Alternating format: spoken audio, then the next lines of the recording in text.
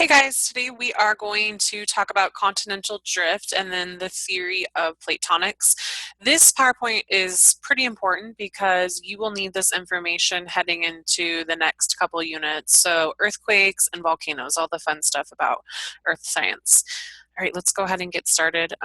This PowerPoint might be a little bit long, so if you need to take a break in between, that's okay. Just stop where you're at, take a break, maybe review your notes, and then go ahead and start again.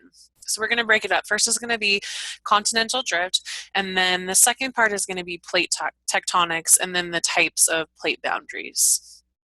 All right, so first we're going to talk about a man named Alfred Wegener. Now, he was a German scientist, and he is going to be the one who's going to come up with a theory of continental drift. Now, what is continental drift?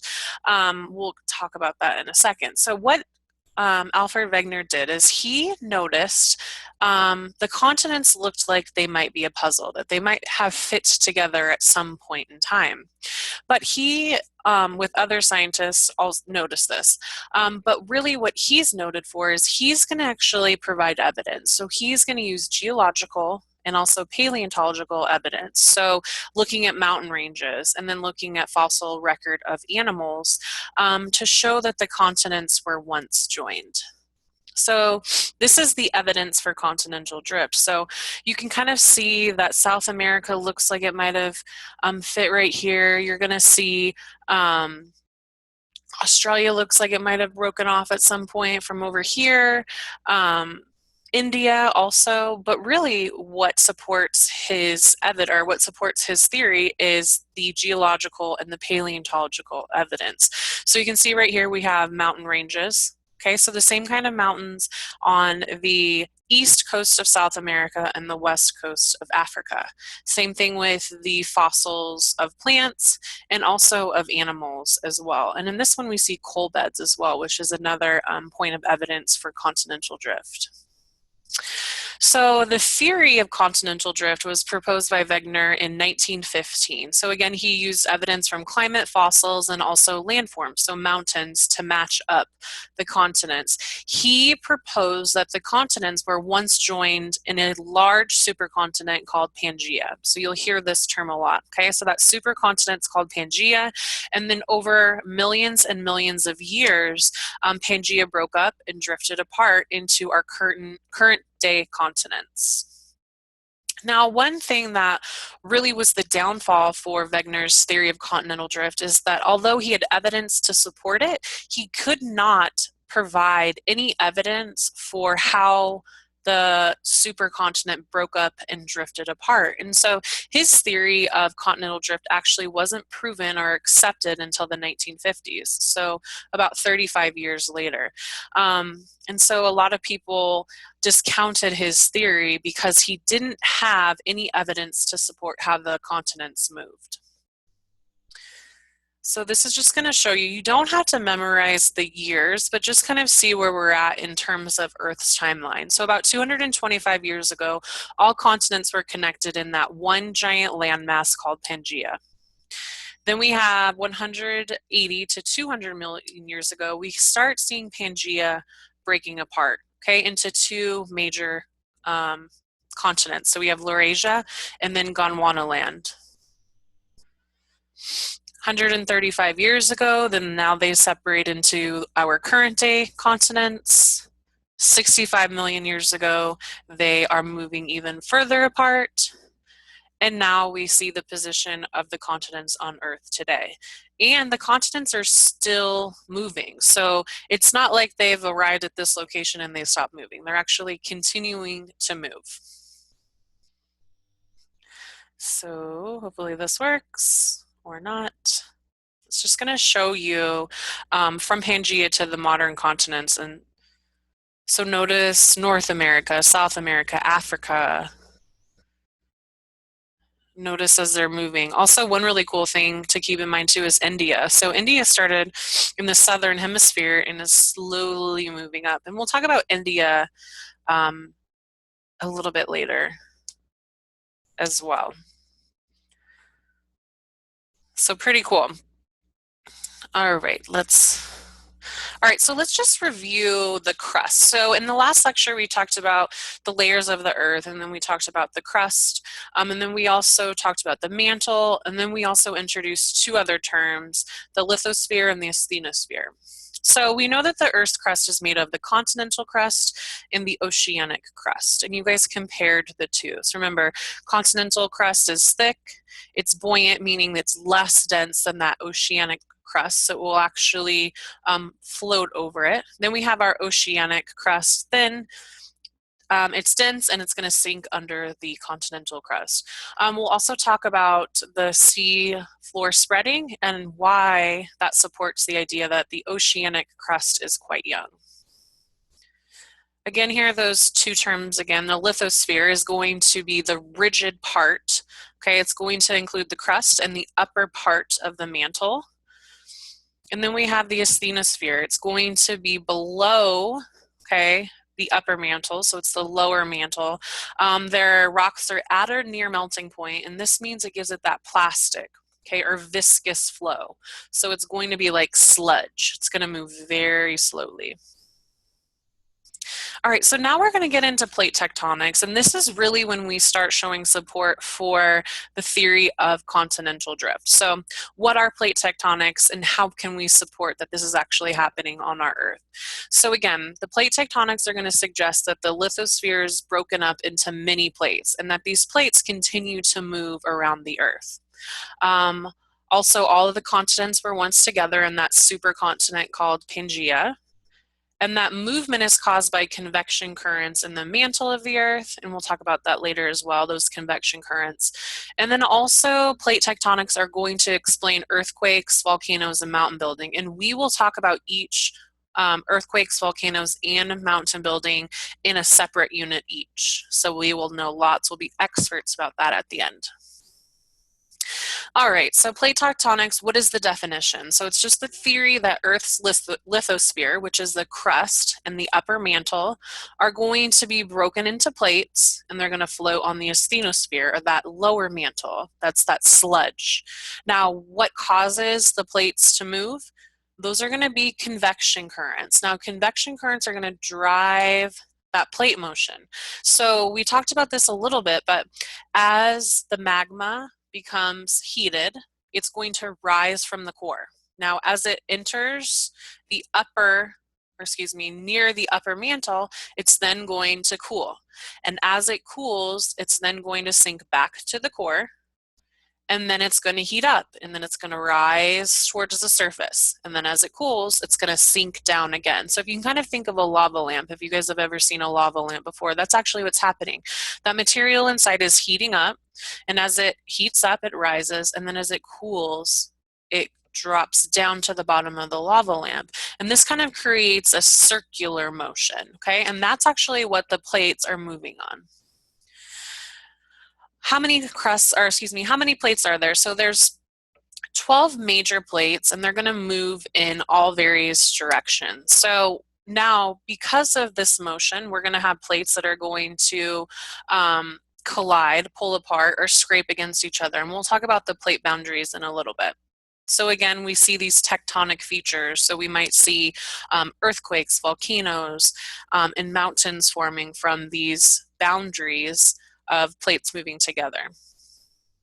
So here's the world's plates. You don't have to memorize these, but again, these are good for you to visualize. So, major ones, North American plate, we have a South American plate, Pacific plate, Australian plate, and we'll talk a lot about these plate boundaries as we talk specifically about earthquakes and volcanoes. All right, so here is that plate movement and the convection current again. So you can see in the image, it's showing you that convection cell. So you have cells throughout the Earth, and as the core heats the magma, it rises. And then as it cools, it's going to sink down. And this process will continue and continue. As it does this, it's moving that lithosphere, it's moving those plates. So this is kind of a cool image showing you of a convection current. So you can see, hopefully it plays again. So you can see that The magma is heating, it's rising, and then as it cools, it's going to then go back towards the center of the Earth and be warmed again by the core. Now, as the convection currents are moving, it's also causing these plates to move as well. Now, what happens at these tectonic plate boundaries? So this might be a good place for you to stop if you're feeling like we've been talking for a long time. If not, you can go ahead and we will talk about where the plates come together, those boundaries, what are they called and what do they do? So the three types of plate boundaries that we're going to discuss today are going to be divergent, okay, and that means that they're actually moving away. Then we have convergent, so one is going under the other. And then we have a transform boundary, and this means that they're sliding past each other. So the first type of boundary that we're going to talk about are divergent boundaries, okay? Now these mean that they're spreading apart. And as the plates move apart, we know that there is that liquid mantle beneath. And so what's going to happen is new material is going to erupt and it's going to fill that gap. And so that's when we start seeing spreading ridges. You can see a lot of this in the ocean floor. You can also see this as volcanoes. And we'll talk a lot more about volcanoes later. So this is another really good image. So divergent boundaries are what cause sea floor spreading. And this is why the oceanic crust is much younger than that continental crust. So you can see it's spreading. So as this boundary separates, it's creating new material or new oceanic crust. Okay, so it's spreading, new ocean floor is being formed, and then it's destroyed at the deep sea trenches. So let me go back, and you can kind of see, so right here, this is a really good image to look at. So this is actually where the spreading is occurring. So this is all very new crust right here, and then it's recycled into the Earth. Now remember, the continental crust is much more buoyant.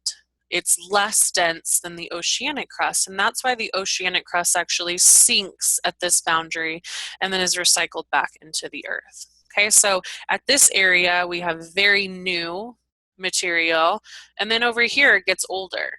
But in comparison to our continental crust, it's much, much younger. So this is a really cool image, and it shows you the crust. So red is going to be the newest, and blue is going to be the oldest. So you can see along these divergent ridges that the crust is relatively young in comparison to the ends. So you can kind of see the continents right here. This is a really cool image. So Iceland actually has I better plug in. So Iceland actually has a divergent plate running through its middle, which is really cool. I don't know why we're not. Hold on 1 second, guys.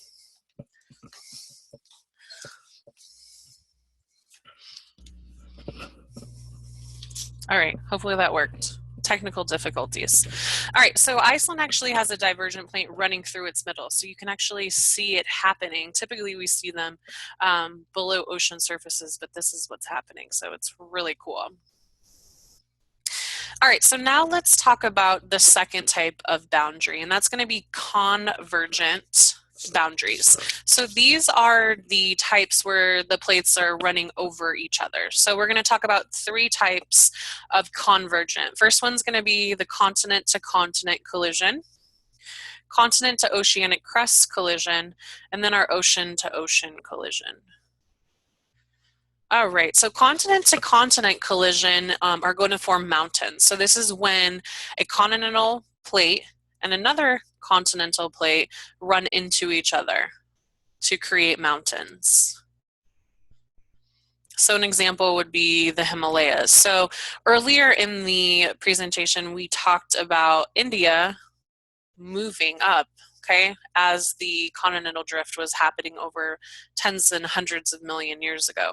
And when it finally landed against the Eurasian plate, this rammed into this plate and created the Himalayan mountains. And so this is where you'll find Mount Everest, which is the tallest mountain on the planet, and it's from these two plates colliding with each other, converging together.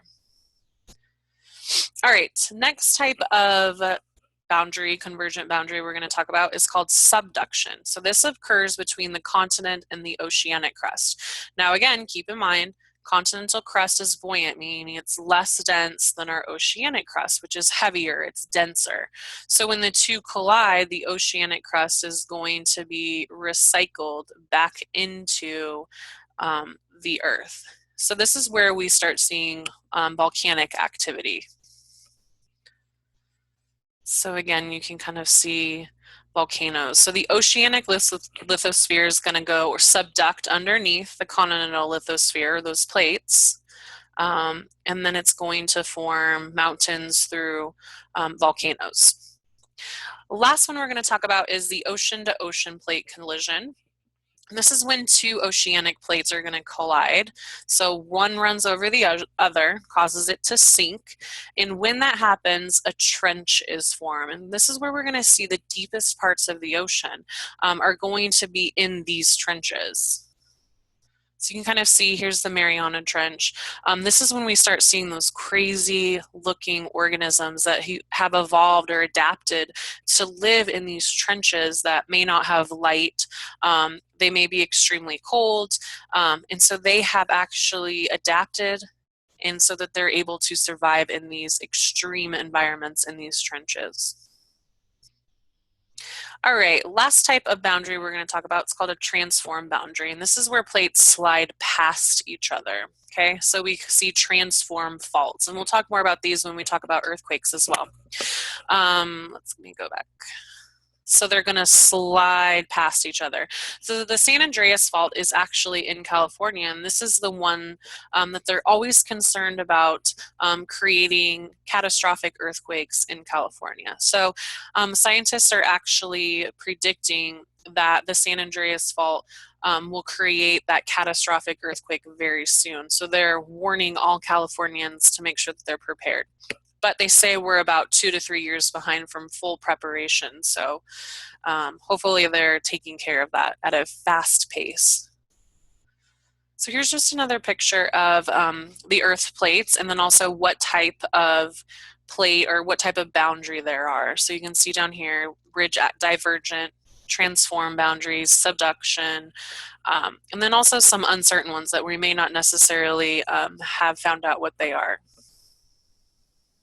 All right, so let's just kind of summarize what we went through. So the Earth is going to be made up of 3 main layers, which we talked about in the last lecture. So the core, the mantle, and the crust.